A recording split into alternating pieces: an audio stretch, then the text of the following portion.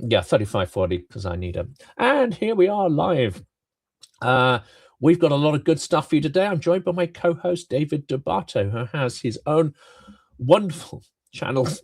Sorry, excuse me. Has his own wonderful channels, which you should focus on. You'll see the links in the description, and they'll come up in the comments as well as we proceed.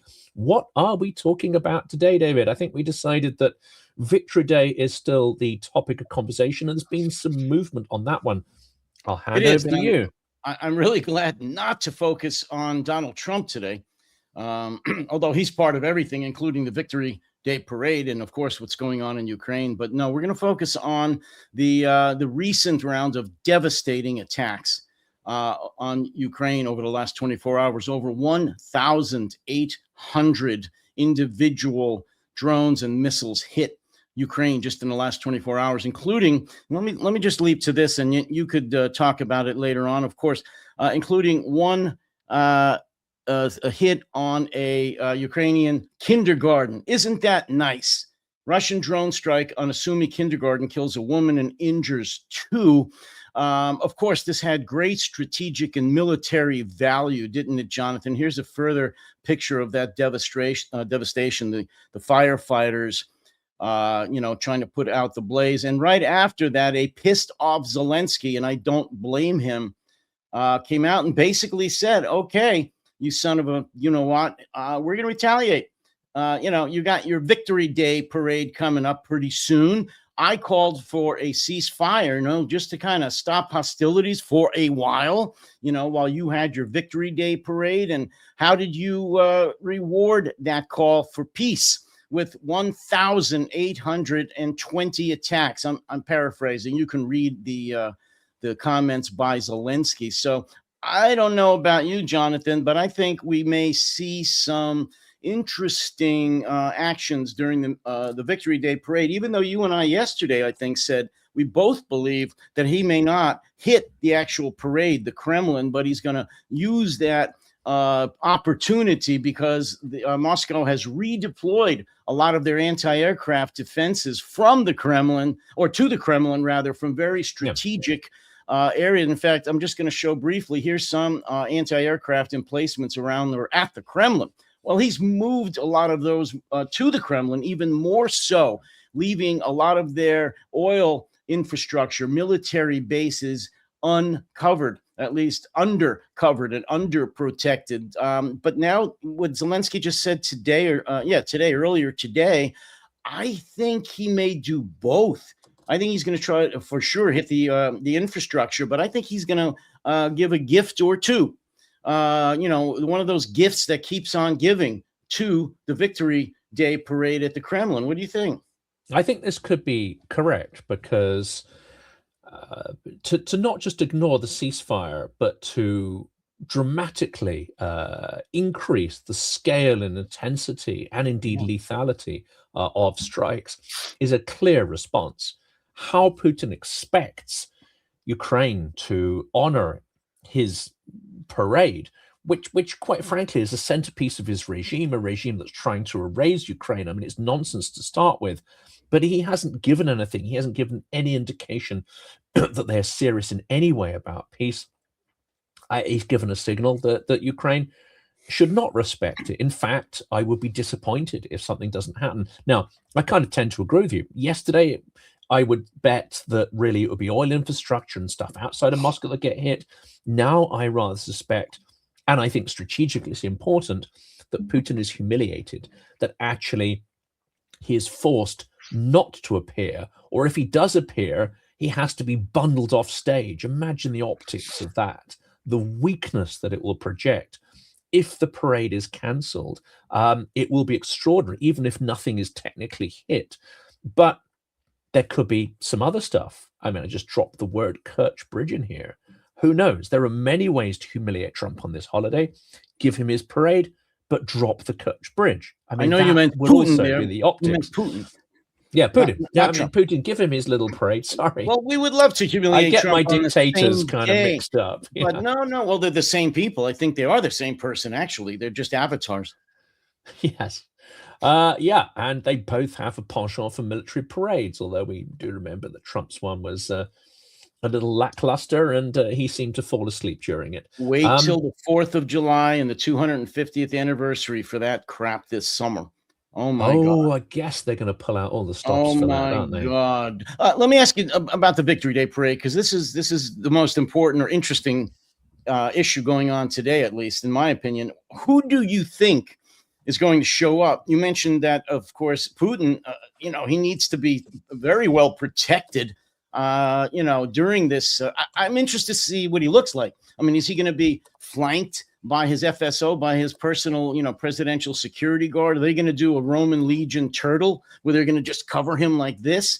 Is he going to not even be there? Is he going to be an AI generated Putin in the stands? Are any of the heroes from World War II, the Great Patriotic War, that are still alive? Are they going to be sitting next to him like in previous years? Are there going to be any officials at all from other nations, No, well, politicians? we already know Who's going some to of be those there? answers. Who's Yeah, going to be we there? already know a few of those answers. So there won't be any deputies from the parliament. It Correct. seems Putin has got so paranoid he can't tolerate even his own rubber stamp politicians attending. That tells you about the sort of scale of paranoia that is gripping the regime. There are going to be very few foreign leaders. It's not a big round anniversary like last year. Oh So no. there's going to be very few people there. And I think really it's his own chosen security guards. It's people who are vetted to present literally zero risk perceived to the regime. No one's going to be allowed close to him, and that includes veterans and others. So I think we're going to see a very anemic, very staged kind of parade if it goes ahead at all. But it already exudes weakness. The fact that you don't have tanks, you don't have planes, you don't have missile launchers, the fact that so many parades across the country have now been cancelled. Ukraine has already won the optics of Victory Day. The question is this in Putin's mind his last Victory Day? And I think for me, the symbolism is that this is it. I do not think his regime will survive, or at least he personally will not be leading this regime in 2027. I hope you're right. Is it true, the rumor that I just heard, that Steven Seagal is going to be there and volunteer to be a security guard? Well, now we know Putin's absolutely screwed. Maybe they'll have Gerard Depardieu as well, flanking Well, I him mean, on the other side. Yeah. for those of the viewers that may not know, Steven Seagal, the famous martial arts actor and all that good stuff, became a Russian citizen. What was it, in 2016 or somewhere around that time? It's been 10 or 15 years. For whatever reason, I mean, obviously he's ideologically aligned with Putin, but he's a best forever friend of Putin for real. So, Yeah. I wouldn't be surprised to see him there. He's gone into Ukraine and posted some really disgusting videos, I think from Bucha and some other Irpin and some other areas during the beginning of the war. But anyway, I don't want to even joke about him. He should be No, there, because if the Kremlin, if the Victory Day parade is attacked, that would be a good place for him to be. It would, and you can add Sasha from Russia or whatever her name is as well, and all the little propagandists on social media that are trying to whitewash the regime and its crimes. No, I mean, I think Ukraine understands, and I've been saying this again for several years now, it's not enough to win kinetically against Russia. It's not enough to push them back. And this is the point that Jessica Berlin makes very, very forcefully, is you have to do it with humiliation. Yep. You have to force them to come to you begging on their knees and dropping all pretense at trying to demand concessions and manipulate the forum. You have to beat them so badly that they beg and they beg. And like an animal that's been beaten to within an inch of its life, you have to create a reflex that they never even contemplate attacking again, because the memory of it is so painful for them. This is what, unfortunately, Western politicians do not get. If this war ends in anything approaching a ceasefire, Russia will not learn the lesson. Russians will not learn the lesson. It has to be learned at a deeply visceral and psychological level. Don't touch Ukraine, because you will be burnt so badly that you will not recover the next time. And May the 9th is a great place to inflict a humiliation on the swamp empire. Yeah, I mean, they still don't get it. You're absolutely right. I mean, not that the United States under Trump and Marco Rubio are going to try to humiliate Putin, but in general, the West still doesn't get it. Yes, Europe is coming around, and we said that yesterday. I'll keep saying it as long as they don't backtrack.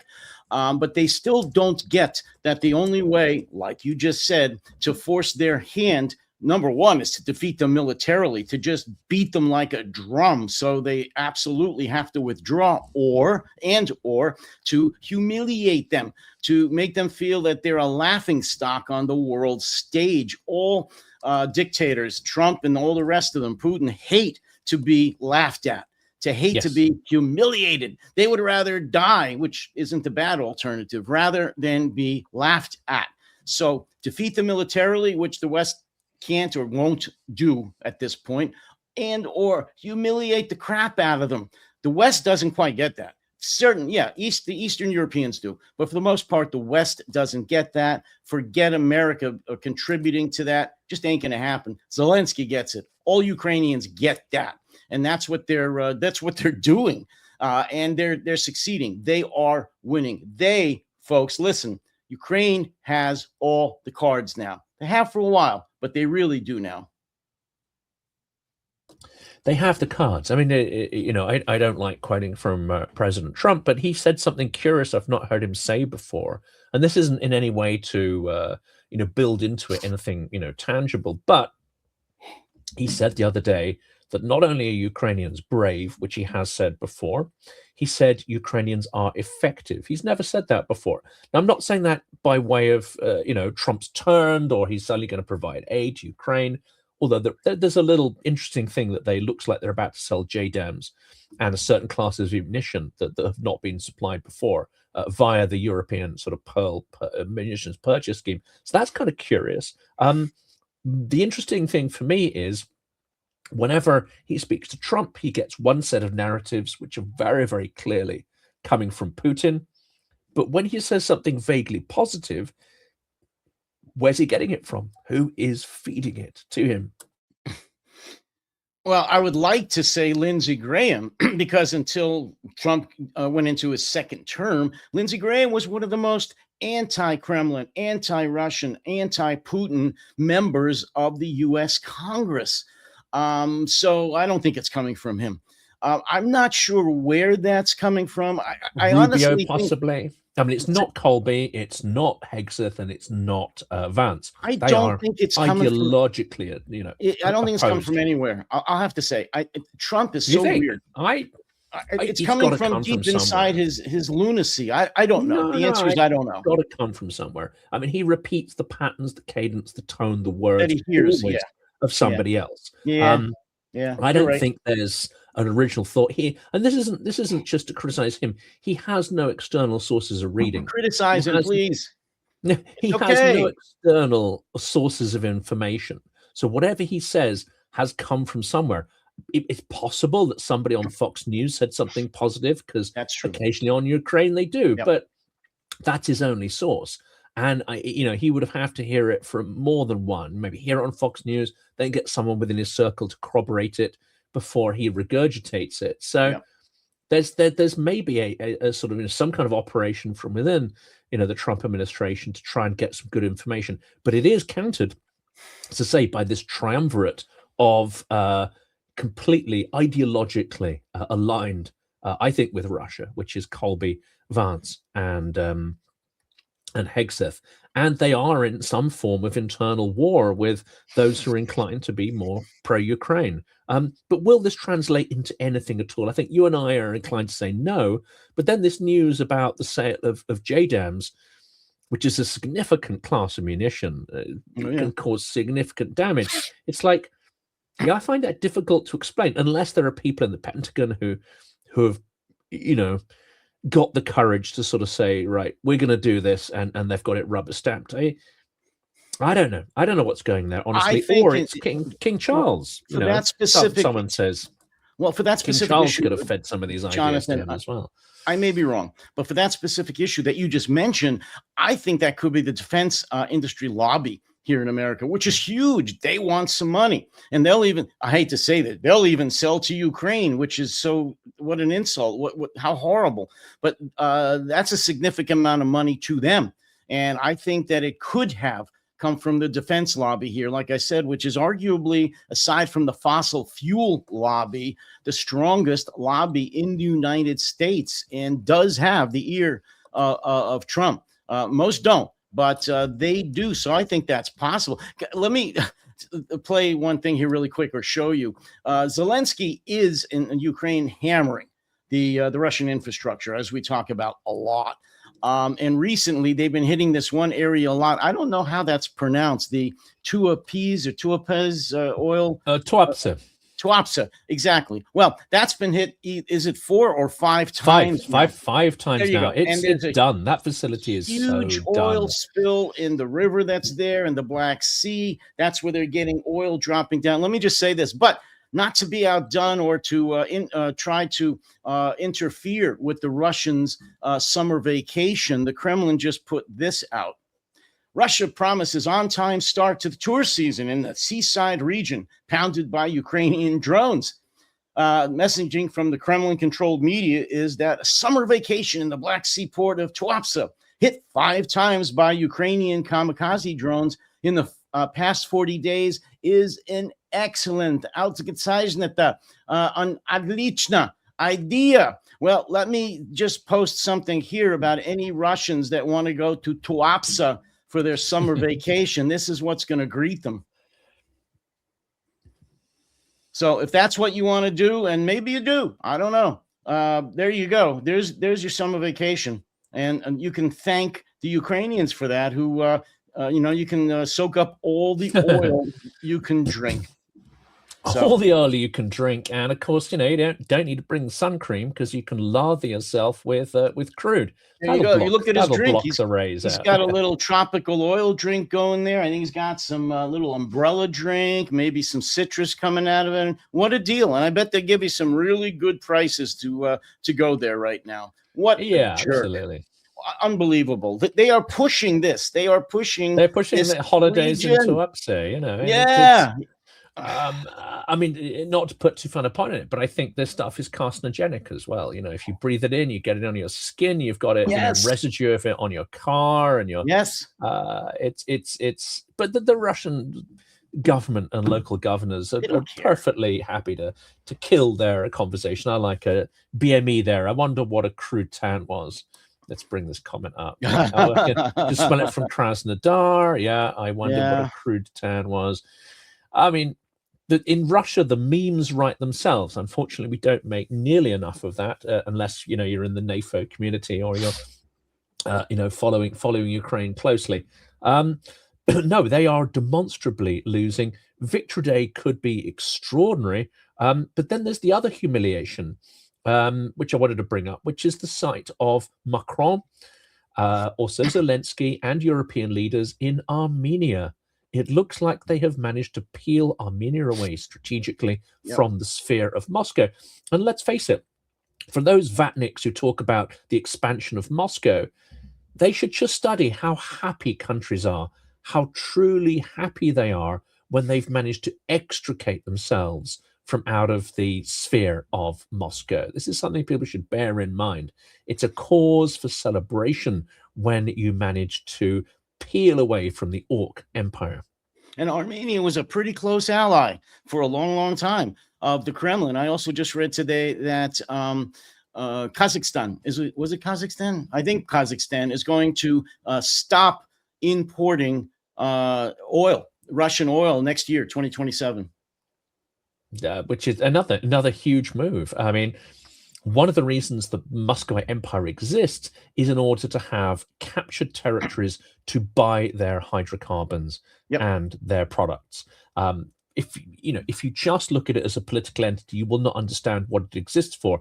So the fact that you lose this security architecture, or countries seeking security architecture, is one thing. But if they move away from you as a supplier, that's everything. That is everything. Unfortunately, or fortunately, it seems that Ukraine will not leave much of Russia's infrastructure intact, its oil processing, logistics, export facilities. longer term looks dark. It looks very, very dark for Russia because surely it took generations to build this infrastructure after the USSR fell. And that was with the West that was desperately trying to rescue Russia, rehabilitate it. Yeah. We may not have that same desperation now to pick them up off the floor. I think Russia is facing many dark, impoverished decades and possibly chaotic ones when Putin does fall. Well, and you're right. I mean, it was primarily American oil companies, with I think some assistance from some British oil companies, but primarily companies after the war that built up the Russian oil and gas industry. And you're right. Now it's being pulverized. I read another interesting piece this morning that despite all of the fact that the oil price is still going up and Russia is reaping some reward from that, the gasoline at the pumps, the gas that Russians have to pay at the pumps is going up still dramatically. As it is here in the United States, but that's another issue. So even though, the price of oil is going up, they're losing their refineries, they're losing their pumping stations, they're losing their infrastructure to process or to sell and ship their oil. So they're not exactly reaping the benefits of this as much as they would like to. And as you said, for the long term, they're toast. Even if the oil goes to 200 a barrel, the Russian economy is taking a huge hit. There are even bank runs right now. People can't get their money out of some of the banks. They can't get mortgages. They can't afford it. Their inflation rate is going nuts. So yeah, they're in for very dark times, probably intergenerational, as you mentioned. It's not a good thing. The coup talk about Putin, which has always been rumors, and we discussed this a little yesterday, and there's been a lot of podcasts about it. They're more true now than ever. That's why I said I wonder if he's going to actually show for the Victory Day parade, or whether it's going to be his double. You know what, Jonathan? Yes. I don't doubt that either. That's very likely, especially now that this idea of giving them a gift of a truce. Yeah. It seems that he needs it, but he can't bring himself to take the measures that would ensure it. He can't bring himself to hand, the prisoners over. He can't bring himself to stop hitting Ukraine in a way that might lead to some truce. It is, I call it, a rational psychopathic behavior, but actually there's more and more of the irrational in it.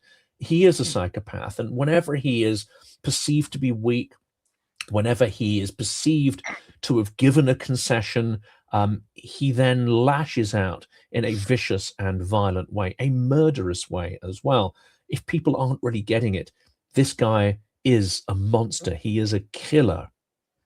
It doesn't mean that he is like some kind of bogeyman. He's flesh and blood. You can try and rationalize his thought processes, but he is a mass murderer. And he does not think and act like most of us or any other Western politician. There's been, like I just said, rumors swirling around for a very, very long time about a coup against Putin. But one of the primary suspects in a coup against Putin is, of all people, Shoigu. Well, this is debatable here. This is debatable. Because well, no, I would like to discuss it with you.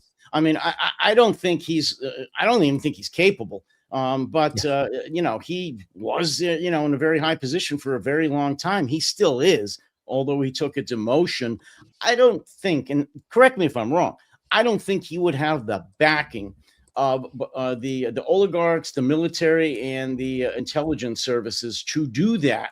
And so I think he's just the latest name that people are looking at as a possibility. I don't see him as a successor to Putin or someone that's going to launch a coup. What do you think? No, I don't. And but it doesn't mean there isn't paranoia. So I think the intelligence report says is that internally he's been identified as a potential risk. I mean, that doesn't mean they think he is capable of an active campaign or that he's currently engaged in an active campaign against the regime. But what they're identifying is I think, correct, is that if something was to occur, a sort of black swan event, something that limits Putin or forces him out of the capital, it's possible that others might look to Shoigu as a focal point. So I think this has been widely misinterpreted into there being an active and current plot. That's not really what it's saying. It's just that the regime is turning in on itself. Mm. It is asking the question that if something would happen to Putin, who is likely to jostle or become the focus or try to be persuaded to do this stuff. I also, and I'm going to ping this back over to you, because people like Mark Galeotti and actually someone who's been on our channel, Yuri Felshchinsky, have sort of said, look, nothing's really happening behind the scenes. This is all kind of froth, which leads me to the other interpretation, is that maybe our intelligence services are finally engaging with a bit of combat psychology, trying to stir internal division and paranoia, given the highly coordinated nature, the way that report was given to multiple news outlets. Yeah. It could be part of a concerted Western psyop to destabilize the Putin regime. That would give me extreme that would make me feel very good finally, because this is something we should have been doing several years ago. But if we are now finally getting to grips with this, not caring the outcome, but trying to destabilize Putin, well, this is a good thing. Oh, I agree with you. I mean, a basic tenet of psyops, at least in the military and in the intelligence community, is to do just that, to plant some not exactly true information just to stir up the pot, to cause confusion, to cause infighting. The Russians are brilliant with that. They've been doing that forever. We're not as brilliant with that, meaning America specifically, and even some, Western intelligence agencies. If in fact that is what this is all about, I think that's great. It shows that they're trying to finally be active and possibly have some more contacts within the Russian military or intelligence agencies, which we haven't had really for a very, very long time. And just to circle back to Shoigu for a moment, he's never even served in the military. The fact that he was defense minister was an insult to everyone over there. So I can't imagine he has any support of the military or the intelligence agencies. I think, like you said, if he's not just a plant, a psyop fall guy from the West, then he is, like you said, possibly being used as a focal point if and when Putin falls, someone to organize around or to put all the pieces together. Or he may wind up like Shoigu. Who the hell knows at this point? I'm not Shoigu. That's Prigozhin. Exactly. That's Prigozhin. Prigozhin, that's right. It reveals where we are, which is that you have a regime with extreme paranoia, weakness. Yes. It's brittle. That doesn't mean it's going to fall apart tomorrow. It might last for months. We might just wake up and something extraordinary has happened. But what you want to do is to get it into that point of brittleness, so that you create the opportunity for things to fail. In that state of brittleness, the regime also becomes less capable at dealing with crises. So you manufacture crises, you intensify the pressure, you create the chance for something to happen or something to cascade. Fortunately, it seems the regime is doing a number of these things for itself or in relation to Ukrainian pressure. It's then taking steps and actions that make its own power base more brittle and ineffective. One of those, of course, is the internet whitelist, the mobile internet bans and suspensions, especially around Victory Day, the fact that taxis don't work, ATMs don't work, banks, shop tellers, the whole lot is falling apart. And Russians are not complaining about their genocidal war.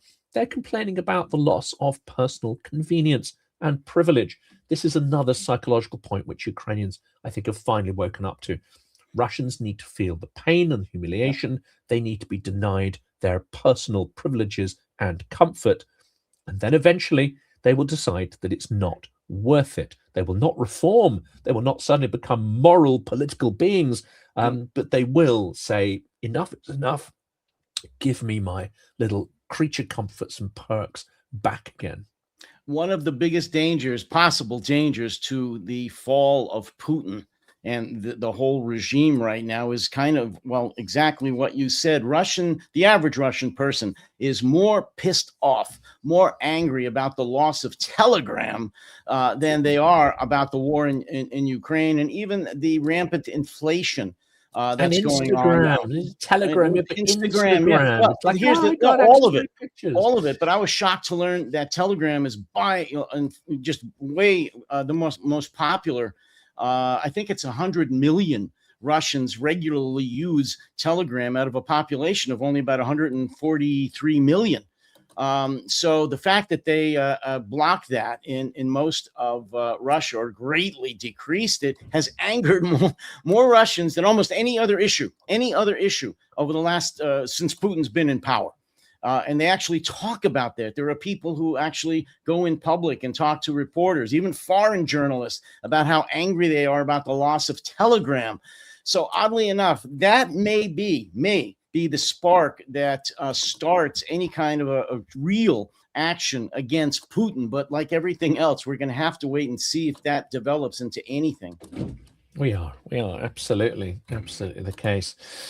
There's a lot to explore there. We have got an interesting one tomorrow, where we're going to be we're going to have the unique Malcolm Nance joining us tomorrow at 3:00, same time as usual. Yep. Yeah, hopefully you enjoy that. So we'll be pivoting back to Iran, but we'll also be talking about Ukraine, Cuba, and all the other insanity that's going on. I probably have to sort of dial out now because I can feel my throat sort of clamming up with the well, you're just choked up with the news. You're just so excited. I know. I'm choked up with the news. No, it's the hay fever really kind of. It's the hay fever kicking off. But I get you. That's I understand. All right. I just want to tell folks before we go, I am having my podcast broadcast almost every day, Monday through Friday, on protectingtherepublic.com, 12 p.m. Eastern, 5 p.m. in the UK. That is protectingtherepublic.com. It may or may not be a live stream, depending on if Substack gets off its duff and allows me to use a third-party software to do that. Otherwise, it's going to be just a regular podcast. So 12 p.m. Eastern time, 5 p.m. UK time on protectingtherepublic.com. Please join me there. Other than that, we're signed out for today, my friend. I think we've covered that, and we've got lots to look forward to. We've got Bavovna, as they say, awaiting on May the 9th, and we'll be here. We'll be here for it and to unpack those trends. For today, thanks for everyone joining us, and definitely tune in tomorrow. It's going to be a big one. Bye-bye.